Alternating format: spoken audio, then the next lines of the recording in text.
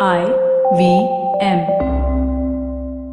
Alright, welcome to episode 31 of Shunya, the show where you get to talk to some awesome entrepreneurs and founders and people from the startup ecosystem. Today we are talking to Mahesh from Savan, who's going to tell us about music streaming, digital music, and overall the world of data-driven music identification, in fact, and a whole lot of stories about how people have been consuming not so much of data in the last few years. Yeah. And all right, Amit, what's up? How's it going? It's going well, man. So our Slack channel has been pretty active this week. Bhau Kaka is back. He was apparently sick, and I hope he says that he's feeling better, so I hope he's feeling better. And I'm going to read out his comment. Well, the last 3 episodes were great. As it seems Shunya has reached new levels. See, Sheila, we're getting better. I know. My radio voice is working. Yes, it is. The episode was great. Thank you, Namit, for your insight. I remember one of my friends was developing his own little platform revolving around Facebook pages. What he was doing alone was great. As he was about to publish his work, Facebook changed the pages to timeline and his work was no longer usable. So, yeah, you're always working on the edge when you're working on someone's platform. And this was an interesting comment because it really set off a bunch of different conversation in this.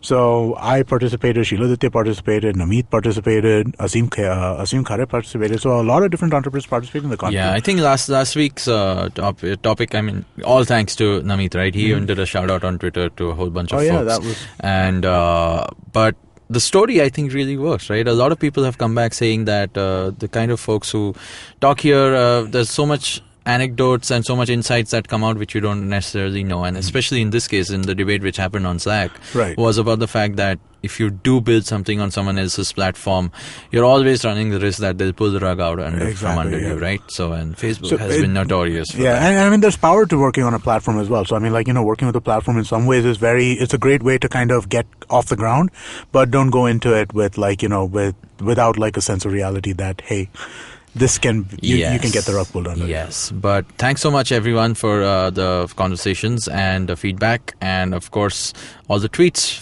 We hope to have a whole bunch of more folks going onward to today's show.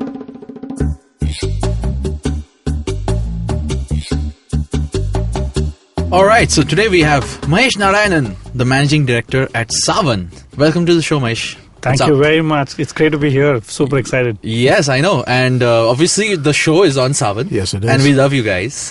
Thank you very much. And who doesn't love Savan in the country? Now that we have Mahesh here, we'll get on the new and trending as well. Absolutely. This is all part of the plan to get our show up there on the front page of the app. Yes. And this is why you're here, Mahesh. Yeah. Elaborate scheme. We have multiple motives. Yes, we're cornering you on this. But thanks so much for doing this. Absolutely. I know. Pleasure to be here. You have a busy schedule and you have a toddler at home as well. So, congratulations. Thank you very much. And so we'd love to hear about, I think, just to start off, about the story you've had so far, right? You've, before Savan, you were at Google and you've done a bunch of stuff over the last 17 years in the digital media, ad media business. So why don't you tell us about that? Sure. So I've been a digital guy all my life. Was at Google for about 7 years across different roles. I was actually one of the first hires for Google in India way back in 2005. Pretty much set up the business for Google here in India, laid the architecture for the growth of the company here in India. Spent about 4 years across different roles and eventually moved on, joined a company called AdMob, which is a mobile advertising company out of the Silicon Valley. And 12 months later, the company was acquired by Google. And by virtue of the acquisition, I was back at Google. Wow. So quick turnaround. Yeah. I think absolutely. There's a lot of stories like that, by the way. I would think there are a few stories like that. So I continued to lead mobile advertising at Google and then also did a stint with YouTube and then worked in another tech company called Sociomantic, which was in programmatic advertising space. German company headquartered out of Berlin. And then that was my last stint before Savan. It's been 3 years now here at Savan and been a pretty exciting time. Nice. And I mean, obviously, even with what you were doing at YouTube and now at Savan, you've pretty much seen the start and growth of digital media consumption in the country, I would say, right? Yeah, absolutely. I actually had the pleasure of, being able to plot the growth of audio and video consumption in India.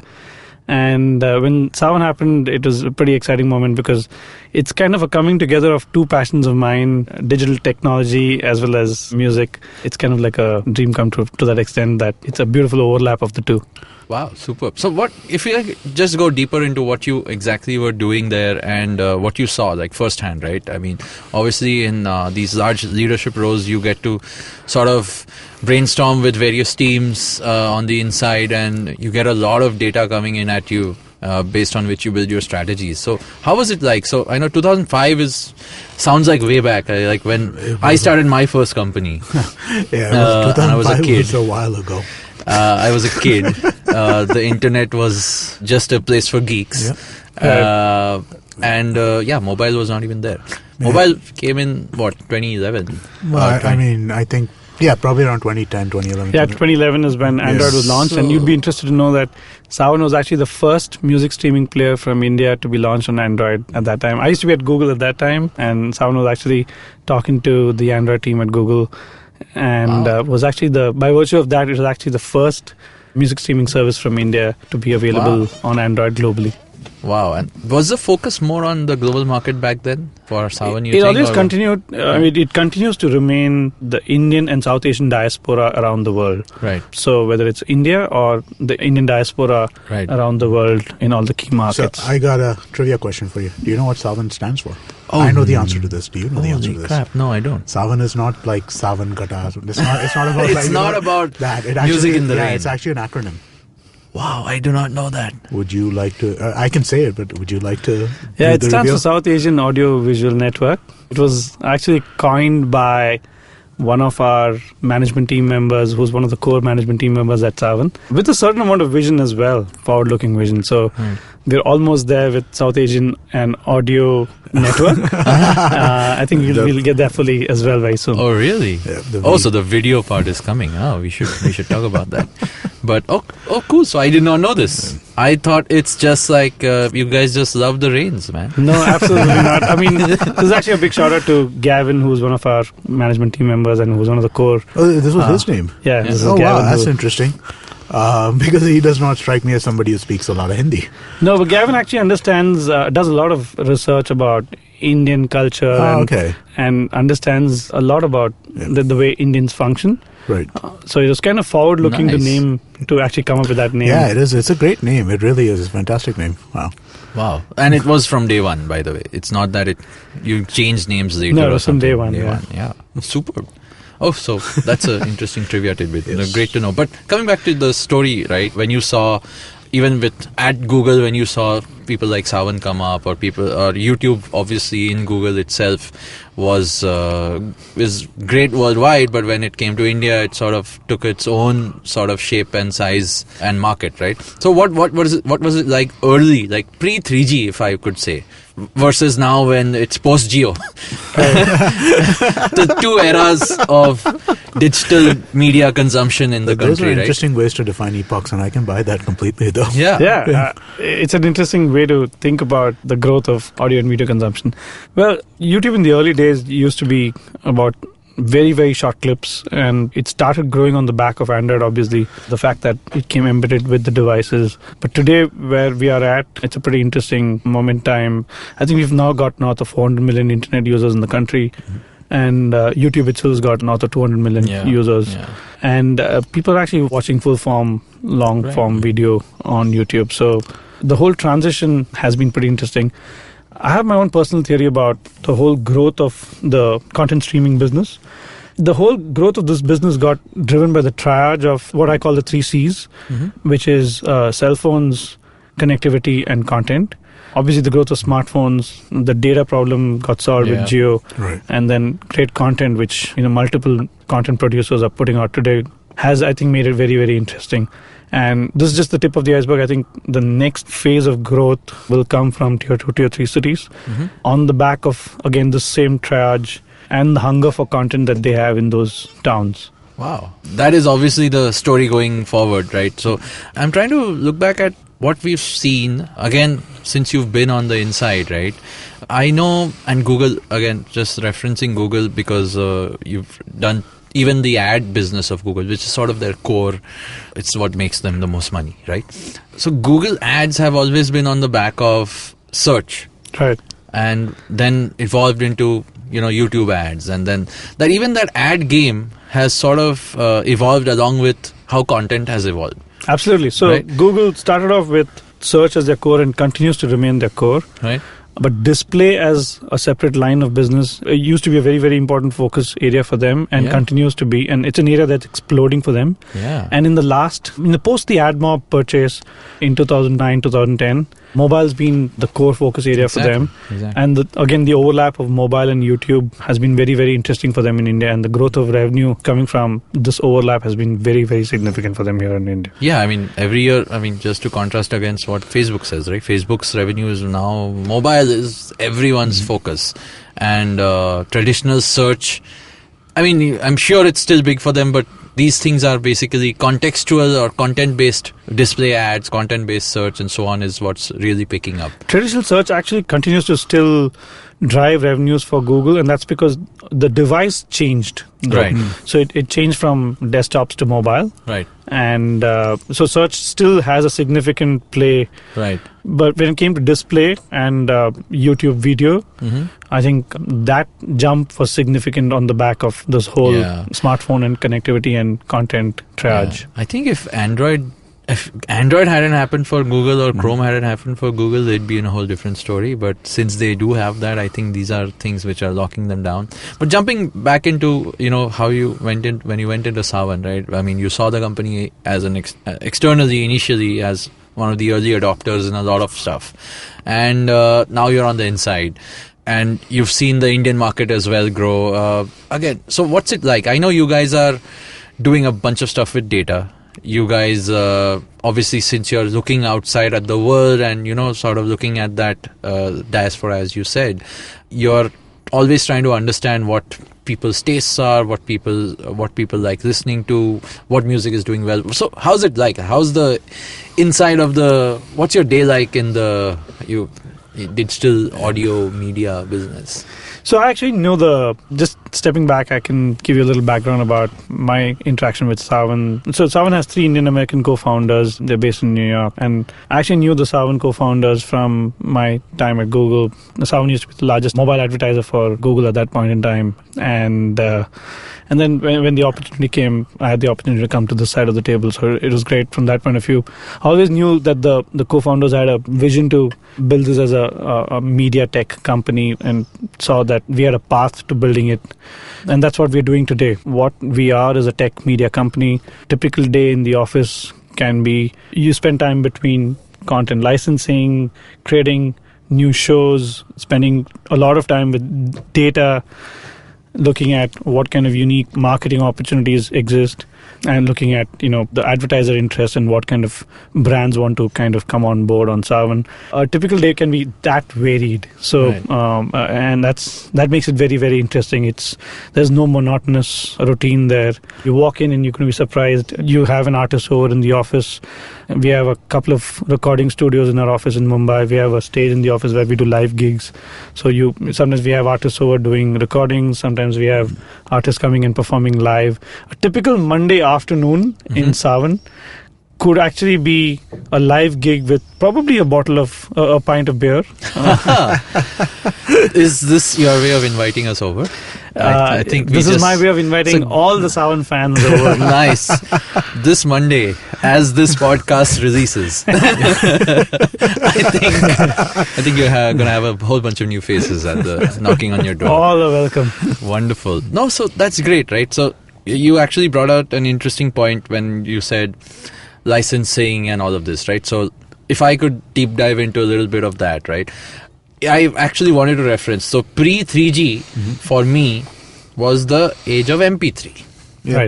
Right? Or for everyone, right? It was the age of the Pirate Bay. Let's be honest. Yeah. So, at least for audio. Now, post-Geo, probably even video is...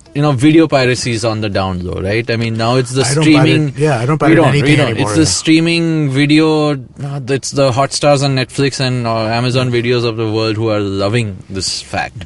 But audio actually, audio streaming started a while back, I think, because once, audio, the data bytes were smaller. So pre-3G was a lot of, obviously, I'm sure people were hoarding music.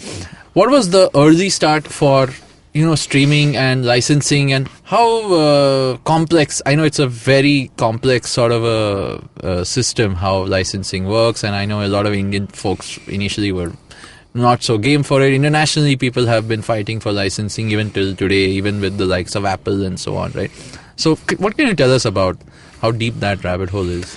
So, at a very esoteric level, what we are doing is making music available for free and in a legitimate fashion, right? Consumers can consume their favorite content for free and in a legitimate manner using a streaming service like Saavn. Yeah. And what we do is we work with our music label partners and work on getting their whole catalog on Saavn, and then work on discoverability so that consumers can find their favorite tracks at that moment when they're looking for it.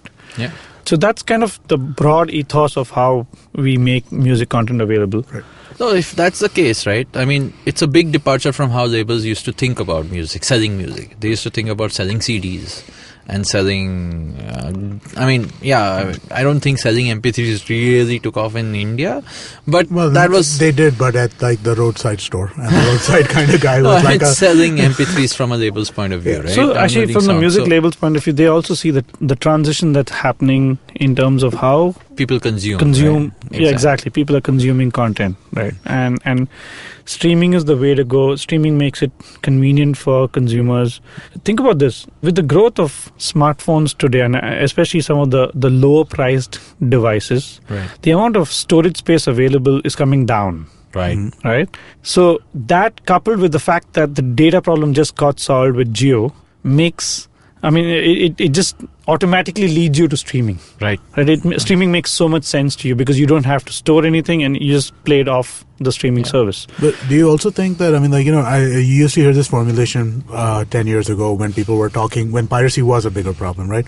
That it's more of an experience problem than it is a pricing problem. Do you think there's truth to that, or based on how things have played out, do you think that's not? What do you think about that? Do you think that?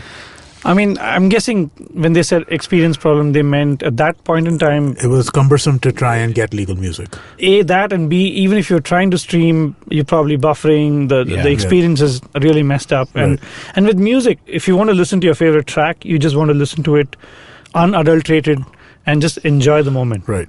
And you don't want to be waiting for it to buffer and play... So that got solved now with the data problem getting kind of fixed, right? So the combination of, lack of storage space and the data problem getting solved has really seen the uptick for streaming, both on the audio side and the video side, as you mentioned. Right. And it just makes sense. It makes sense completely. People are able to subscribe to their favorite services, and then whether they want to listen to their favorite music or whether they want to watch their favorite videos, they're able to watch that on the go. But do you think you can tell is one of the things that when you talk to the labels, is it that we're solving your piracy problem? Is that like one of the selling points for them to work with you guys as closely as they do? All of us together as an ecosystem are actually working towards that, right? The labels, streaming services like us, and even to an extent the artists, we're actually solving a problem for which is plaguing the whole ecosystem, and we're getting the revenues that were being lost. We're getting those revenues back into the digital music ecosystem, right? So that's a big win as well. These were revenues that were being lost to piracy, and we're getting that into the legal fold now. Yeah, I think that's the first. This is even before, I would say, I want to go deep into even the subscription model, because we've spoken about payments and how payments in India are a pain and subscription is a pain, but I think we'll come back to that. But just from a label's point of view, and I've been privy to a few viewpoints on that side as well. I know they took a long while to really digest this whole streaming business, right? So because they felt everyone feels like they own everything, and they tend to be very closely guarded with rights and so on, right? So how difficult is it to manage these things at a global scale like you guys do, with so many labels, so many artists, and there's so much money floating around in this, right? So you guys, I'm sure, content licensing in the music business is huge, huge, right? In terms of monetary value. From a label perspective, now the transition has happened. I think any change, initially there's some amount of inertia, but once you make that jump, you start seeing a new world, right? And I think that change has already happened. It's already happened in the last few years. What I'm talking about is, I think the last few years have been fairly... It's now an established norm that streaming is here to stay, right? This is the way people will consume music. But before that, it was... People were like, what? You want to give my songs away for free? Right. I will charge you 100 times this one song.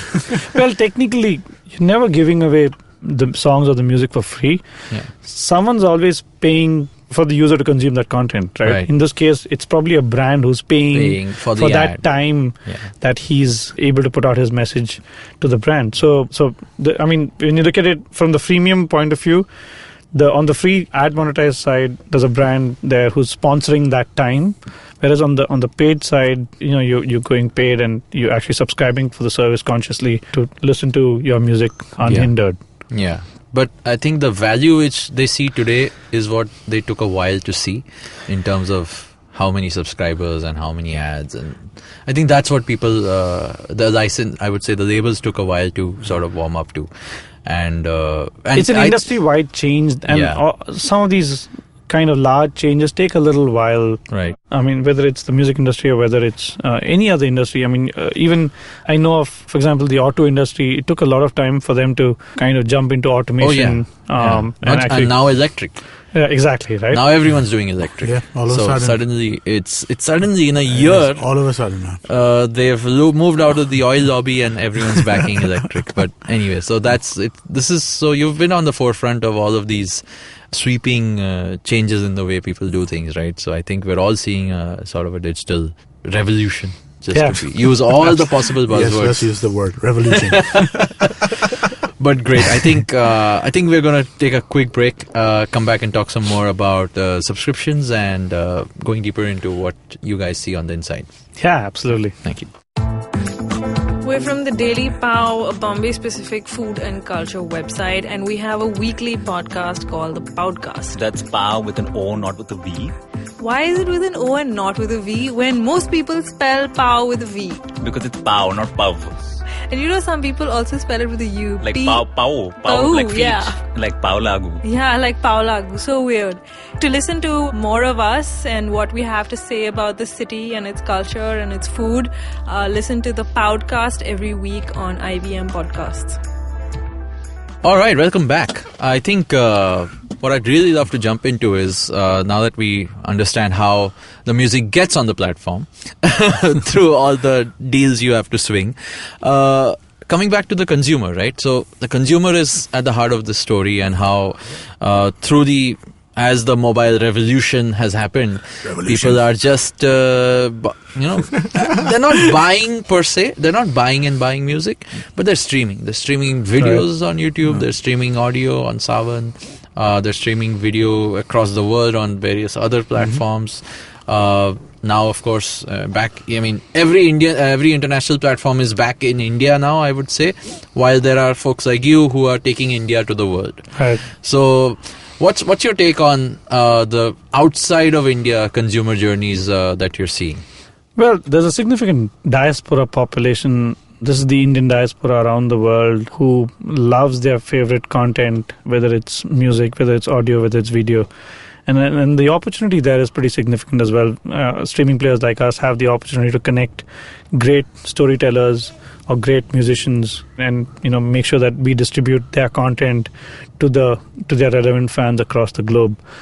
And keeping that in mind, in fact, we are available actually now in 196 countries around the world. We have users from 196 countries around the world. And we have a paid model outside India where users pay $5 a month to subscribe for Savan, and they have access to a library of close to 40 million tracks, which is all their favorite tracks that they want to listen to. They have access to Savan original shows, which all the audio shows and podcasts, including Shunya One now here. They also get access to all the original music that we're putting out in the form of artist originals that we've now started. So that becomes very interesting from the global Indian point of view. And that has actually been an interesting change in the last 12 months, even from our perspective. Right. So you've obviously chosen to go paid and for the international audience, and that's simply because, right, they are the ones who want this. They're the ones who want this a lot more. Is that what the case is? The concept of paying for content existed in the West. Right. The audience there subscribes to some of the leading global video and audio services. And so it just made sense for them to subscribe to a service like Savan because they just get access to their favorite music and their favorite audio content. I mean, literally at the tap of their finger. Right. So that was one sea change between the international markets and the Indian market. I think the Indian market is also slowly headed there in terms of that change is happening. I think Indians are a lot more tolerant to ads, so which is probably why India continues to remain an ad-driven market. Okay. But I think there is a significant population which also looks at the value proposition of a subscription service, and the convenience of being able to carry your playlist when you're on a flight or when you're on a long drive on the expressway. So I think that change is already beginning to happen here in India as well. Right. I think also Savan has a really, really strong brand presence just in the Indian diaspora community. Whenever I talk to anybody, so I know that when you guys changed from the freemium model to the paid only model, since a lot of my friends know that I work with Savan, I got a bunch of this hey, what happened to Savan? I can't listen to your stuff anymore. I'm like, yeah, they changed. Pay $5, man. As I mentioned, I know, exactly. I mean, you can afford it. Do it. Actually, as I mentioned earlier, the co-founders are Indian Americans based in New York. So there's a significant presence in the US. We have offices in New York and in California. And we've been around for a long time now. We've been around for over 6 to 7 years now in those markets. So because of being around and because of all the great content that we've put out in the past, I think there's a significant brand kind of affinity among the diaspora audience.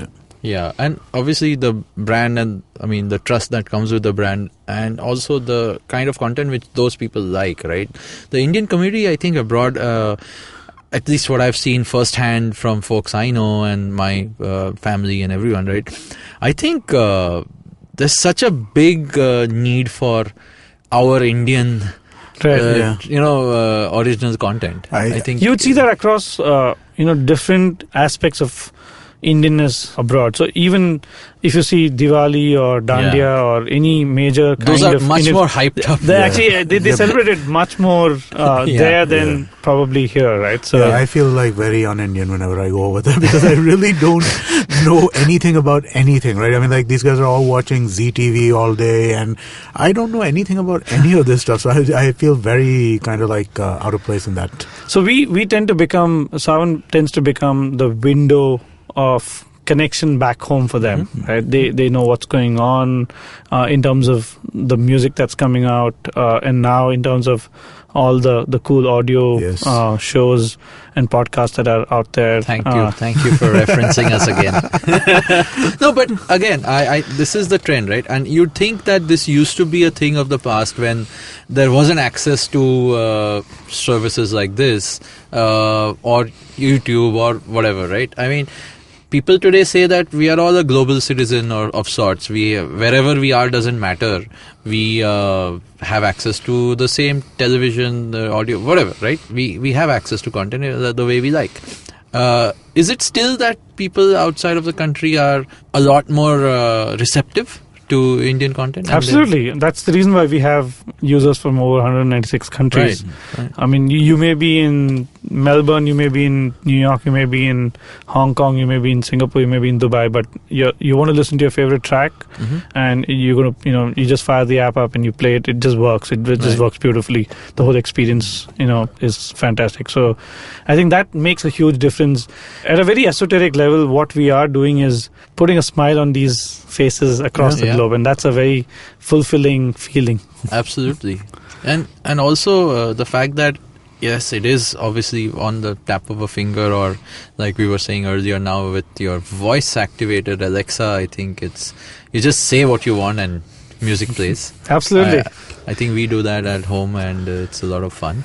Absolutely. As you know, we're one of the launch partners for Amazon Alexa in India. We're very excited about the whole voice UI experience. Yeah. This is probably going to be the next wave of growth, as I was mentioning earlier. Yeah. The voice combined with a regional language.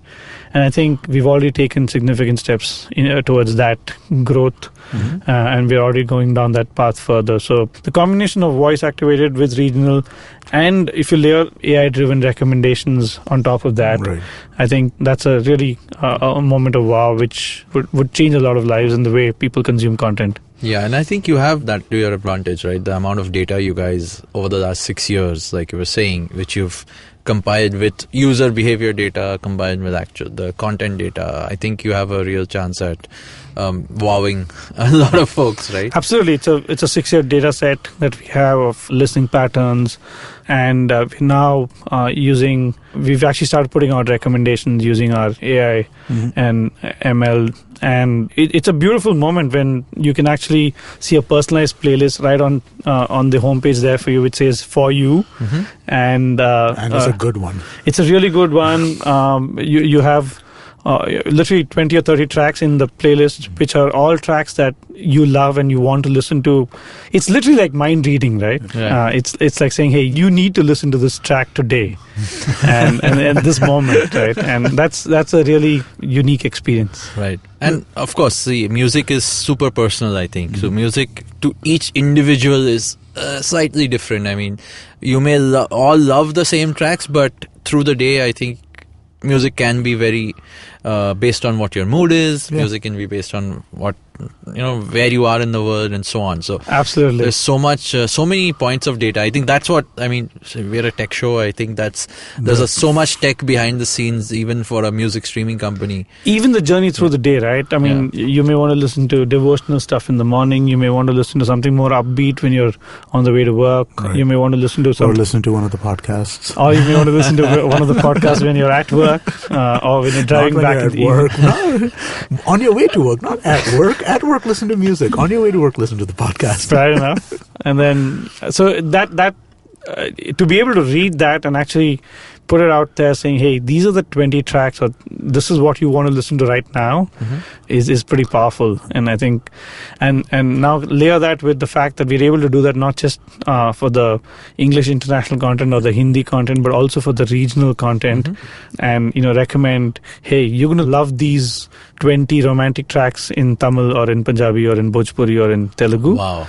Is pretty powerful. So I think that's actually a whole different dynamic. Like, it's good you mentioned that, because India, a lot of other apps, right? The rest of the apps of the country today. Initially, when the whole app scene exploded on mobile, people were building only English language, because that's the addressable market that we had. Right. Now we have the entire India market also, which is fairly addressable in terms of data, right? So, and people are suddenly, even including the likes of Google, are taking a really bold step into going whatever number of regional languages that you have to go into. Right. Music and content have obviously been huge in these regional languages themselves. Like they've been building content a lot. Right. What is the data telling you about how big that can be? And so, very, very interesting question. We've now got content in 15 different languages. Of course, we have English International in India only. It's geo-restricted only to India from a content licensing perspective. Hindi and all the regional languages, whether it's Tamil, Telugu, Punjabi, Bhojpuri, Gujarati, all of them, about 15 of them are available across the globe. Right. All the audio shows, podcasts, Savan original shows are available across the globe. And it's interesting because the consumption pattern of these regional language music content is exploding.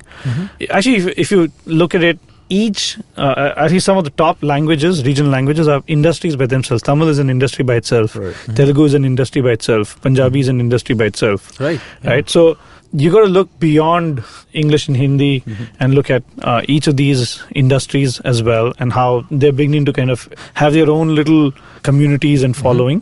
And we're doing a lot on that side as well. We're working with a lot of regional artists and regional content producers, and with the regional labels, with the labels who do a lot of work with the regional content guys. And we actually seeing the consumption exploding across all these languages. Wow. Oh, and that's obviously a factor of the fact. The reason is that they're also onboarded on data now and they're used to streaming, but because the content existed, right? The content in the community was always there.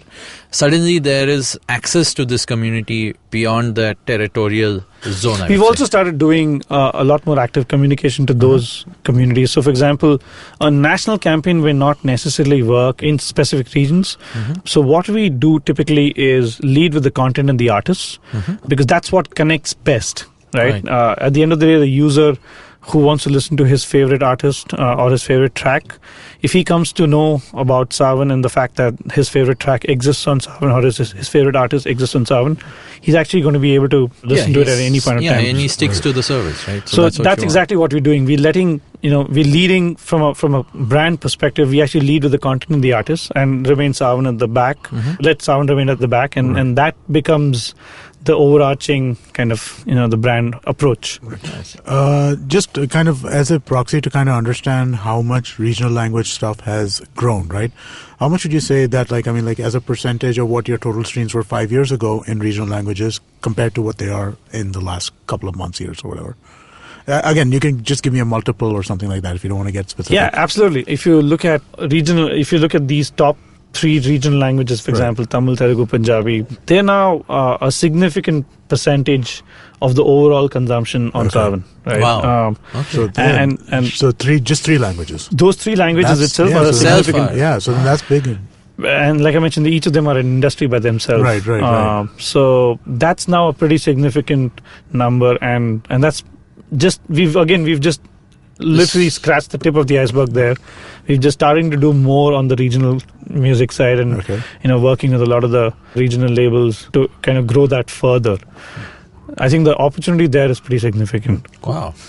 How, again, coming back to a little tech question, right? So you guys obviously are streaming in general is a very heavy tech business, right? I mean, beyond the problems of licensing, beyond the so much data-driven marketing and engagement that you guys have to do, I know you guys once were compared with the likes of like Netflix, right? Where you guys do so much analysis on your data set and recommendations are awesome. At the same time, there's so much of hosting which you have to host worldwide if you're catering to so many countries. What's the tech like, and what's it like looking at these hundreds and millions of streams happening all day, 24 hours? Because no one's in your domain, right? You're literally as if you're running a television channel which is on 24 hours, or it's an audio service which is on all the time. So what's it like? Absolutely. So, we have a joke in the company that we eat data for breakfast. Literally, that's true. We look at a lot of data. What we have, the capability to put together all of this data and listening patterns of users, actually create music personas, right? There's this whole theory of what you listen to kind of defines who you are and how you are. And in a strange way, we're actually able to put that together in a very esoteric manner. Right? And again, from a data point of view, if you look at it, we look at different cuts of data. We look at music consumption patterns. We look at devices that people are using. We look at carriers that they're using to connect.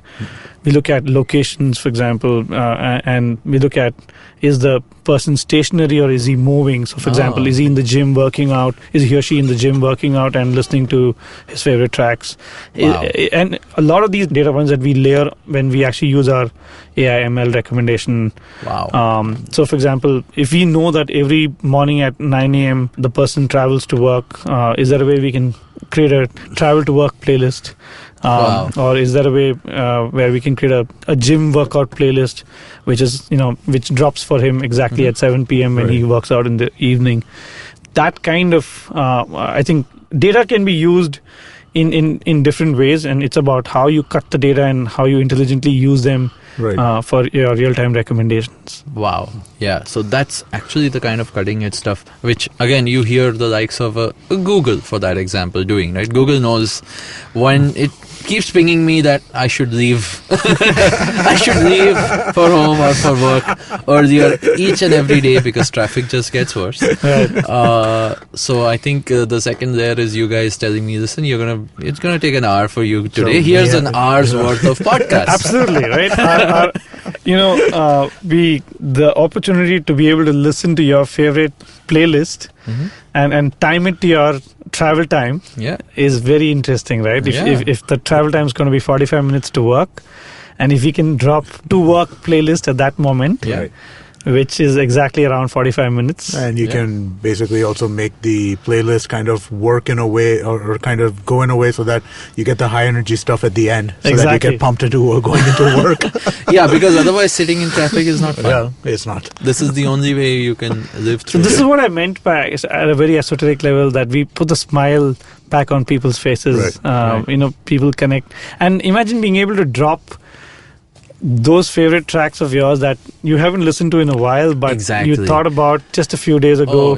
And this happens so often, by the way. This happens. I mean, I was on a small road trip just a few days ago, and the car seemed to just play some very old tracks from out of nowhere, and like random stuff I used to listen to as a kid was MLTR. Of course, Michael and Rock. And I was like, and Michael Jackson and stuff like that. I hadn't heard in a while, and I was like, man, nostalgia is a thing. So there's a lot which. This is after I listen to podcasts, of course. But of course, no, you're absolutely right. So look, music is about a moment, right? It's about that one. It literally, when you listen to that track, it takes you back to that one moment. Maybe it was your friends in college. Maybe it was you guys out at a live gig or at a rock show. I think that's a very beautiful thing. And if we can come close to that triggering that experience, I think it's a beautiful experience. Wow, that's awesome. No, coming back to the kind of interfaces, right? I mean, we spoke about voice UI, and we spoke about how that's sort of the next wave of interacting and getting what you need. How do you think we're still at the top of the market in that sense, or is it worldwide? Do you see it's already picking up? I mean, if you look at the growth of Amazon Alexa, for example, it's been a global phenomena, and it continues to kind of be successful across the globe. But I think what comes next is going to be even more interesting. We're already talking about driverless cars. Imagine layering voice UI within that, and then voice-driven commands for music in a driverless car, for example. So I've been, I read something recently, with the iPhone 10 and the new Pixel and stuff like that this is peak smartphone, right? At this point in time, smartphones are going to become less and less important. Right. It will go into wearables and that kind of thing, right? So, do you see that as well? Because the opportunity for Savan exists even on those platforms, right? It's not like, even though currently an Apple Watch app, the smartphone is the center of the Savan experience. That doesn't necessarily have to be the way things going forward. But are you looking at those kinds of things? Absolutely. We've actually, in fact, now that you mentioned Apple Watch, we've actually integrated with the Apple Watch as well. So you can actually enjoy the Savan experience of the Apple Watch as well. Yeah, the new Series 3 is it has a LTE chip, right? So it's actually independent of the phone, right? Correct. Right. So it's a pretty seamless experience from that point of view. So there is the voice experience, and then there is the wearables piece, which also gets very interesting as well going forward. Yeah, so I think that actually, because for a music service, it seems like a lot of the stuff that we do on our phone is very phone centric.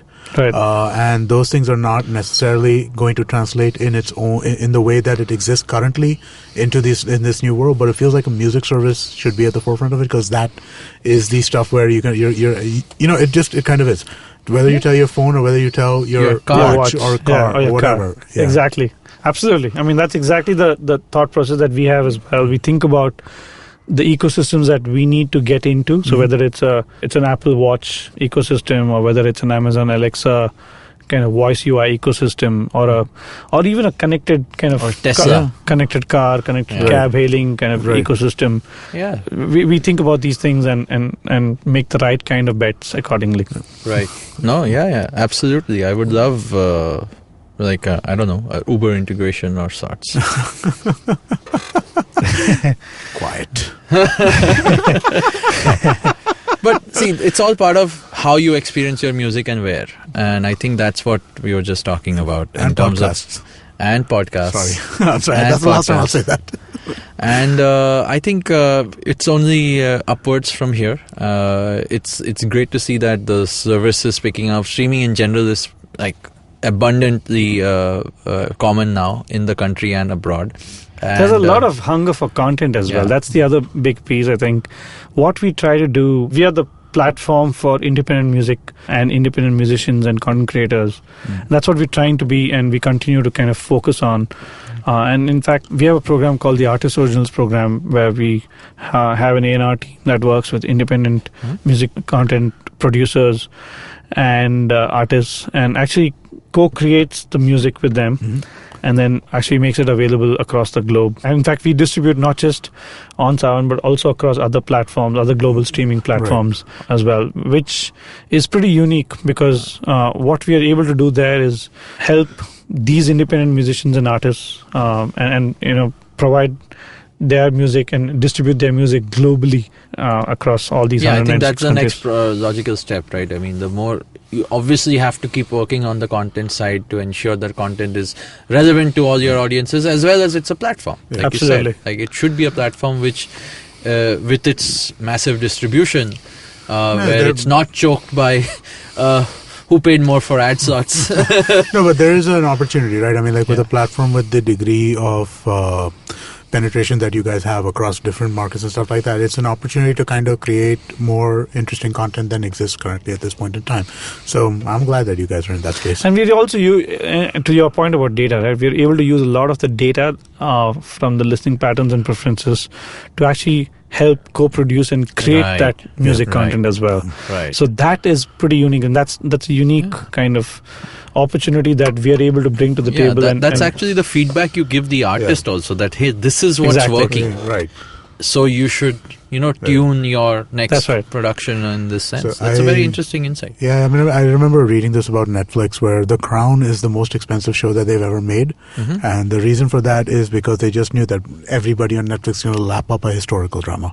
Yeah, it's the same reason why House of Cards was made, Yeah, and like yeah. everyone's powering content it's not just, it started with content, and streaming is just a means of distribution, Right. but it's now there's a feedback feedback loop loop. there's a in the feedback other way. loop that we complete. Exactly. Yeah. That's what we're actually beginning to do as well. Right. Awesome. So I think that was a great chat. I think Yes, it was. you will listen to this on Savan, of course. And thanks so much for being here, Mahesh. It was a great show. Where can people find you on Twitter? People can find me on Twitter at Mahesh10Feb. All right. And why Happy- is 105? It's a I guess- giveaway. It's a birthday, it's a right? dead I mean, it giveaway. has to be a birthday, right? That's what Yeah. my guess is. All right. So at Mahesh 10 Web, 10 Feb. 10 Feb on Twitter. And you want to do end yes, credits? yes, please. Everybody subscribe to the Slack channel. Go to ivmpodcast.com/Shunya1. Over there, there'll be a button saying subscribe to the Slack channel. Please press that button, give us your email address, and we'll send you back an invite. And also 5-star reviews on iTunes, please. We need those. Even though, 5-star reviews, Savan, you need to give us reviews. You need to give us a space for reviews. And then For reviews? Sure. Then I'll replace That's a the great way to iTunes thing plug it. with Plug the requests. Yes. Savan. But And, please do the review thing. It's important. We need it.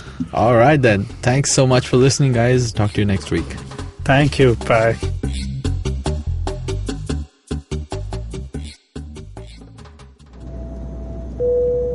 Good evening, ladies and gentlemen. This is your captain speaking. Sorry to say, but there's been a slight delay due to the apocalypse having suddenly begun.